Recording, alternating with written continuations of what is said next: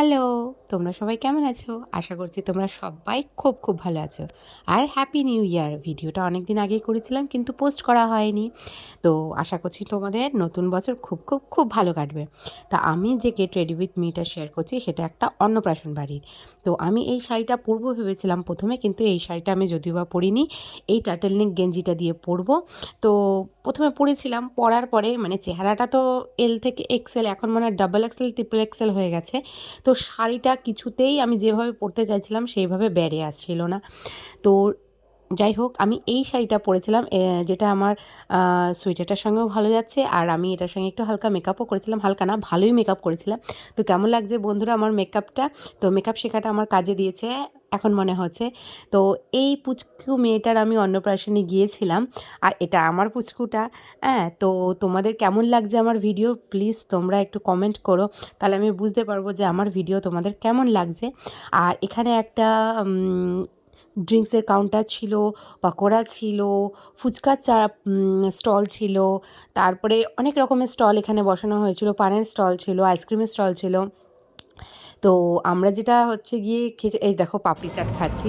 তা আমার পুচকেটা প্রচণ্ড এনজয় করেছিল, কারণ ঘর থেকে সেরমভাবে বের করা হয় না, যেহেতু আমি কাজে বেরোই, আমার হাজব্যান্ড কাজে বেরোয়, ও সেরমভাবে ঘর থেকে বেরোতে পারে না।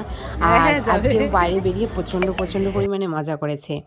আর আমাদের ডিনারের মেনুতে ছিল হচ্ছে গিয়ে কড়াইশুঁটির কচুরি, পনির দিয়ে একটা আইটেম ছিল, আমি মনে করতে পারছি না, আর লাস্টে ছিল রাইস আর চিকেন। আচ্ছা, তারপরে হচ্ছে কি খেয়ে দিয়ে আরও আইটেম ছিল যেগুলো আমি ভুলে গেছি। খেয়ে দিয়ে আমি বাড়িতে চলে এসেছি, দেখো এখনও মেকআপ ইনট্যাক্ট রয়েছে। তো কেমন লাগছে বন্ধুরা? মেকআপটা আমি খুব ভালো করে শিখেছি, আমার যে কী মজা হচ্ছে। তো মেকআপ টেকআপ তুলে নিয়ে রাত্রেবেলা আমি বোরলিন লাগিয়ে নিলাম। তো আমি শীত গ্রীষ্ম ১২ মাসই এখন চেষ্টা করব বোরলিন লাগানোর, কারণ বোরলিনটা আমার মুখে স্যুট করেছে। তো আমার যেহেতু সেনসিটিভ স্কিন, আমি সব জিনিস লাগাতে পারি না, তো বোরলিনটা আমার দেখছি স্যুট করেছে, এবং আমার দাগগুলো, পিম্পলসের দাগগুলো আস্তে আস্তে মিলিয়ে যাচ্ছে। তো আমি অনেক দিন আগে থাকতেই হচ্ছে কি শুনেছিলাম যে বোরলিন খুব ভালো, আমার মা কাকিমারা সবাই ইউজ করে, এবং তোমাদেরও স্বাভাবিকভাবে হয়তো ইউজ করে। তো এতদিন বড়দের কথা শুনিনি, নানান রকম হাবিজাবি প্রোডাক্ট এখানে খেয়ে মুখের একদম সত্যানাশ করে দিয়েছি। তো এখন যাই হোক, এখন বদলানোর সময় এসেছে, তো আমি চেঞ্জ টু বোরলিন চলে গেছি। ৪৪ টাকার একটা ক্রিম, এত সব ছেড়ে। তো আজকের ভিডিওটা এই পর্যন্তই। ভালো লাগলে please like, share and comment করে দিও। আর আমার শ্রীজ লাইফ অফ কর্নার তোমাদের কেমন লাগছে প্লিজ একটু কমেন্টে জানিও। আর যদি ভালো লাগে তো সাবস্ক্রাইব করে দিও চ্যানেলটা। আর না ভালো লাগলে হচ্ছে কি ভালো লাগছে না সেটাও কমেন্ট করে জানিও, কারণ আমি ভালো করার চেষ্টা করব। তা চুলটাকে আমি এরকমভাবে উল্টে পাল্টে একটা ঝুঁটি করে নিলাম, কারণ ঝুঁটি না করলে রাত্রেবেলা চুলটা হচ্ছে গিয়ে খুব বাজে অবস্থা হয়ে যায়, আর আমার চুলে প্রচণ্ড জট পড়ে যায়।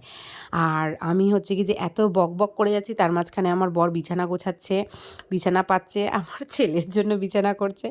তো তোমাদের হাজব্যান্ডরাও কি এরকম তোমাদের অত্যাচার সহ্য করে? আমার হাজব্যান্ড অনেক, লিটারেলি অনেক অত্যাচার সহ্য করে। আমাকে যে টর্চার, মানে আমি যে টর্চার ওকে করি, সেই টর্চারগুলো নীরবভাবে সয়। মাঝে মাঝে ভলকানোটা মানে কী বলবো, লাভাটা বেরিয়ে আসে, তখন যাই হোক সহ্য করে নিই। তো আজকে এই পর্যন্তই, দেখা হবে পরের ভিডিওতে। Tata, thanks for watching.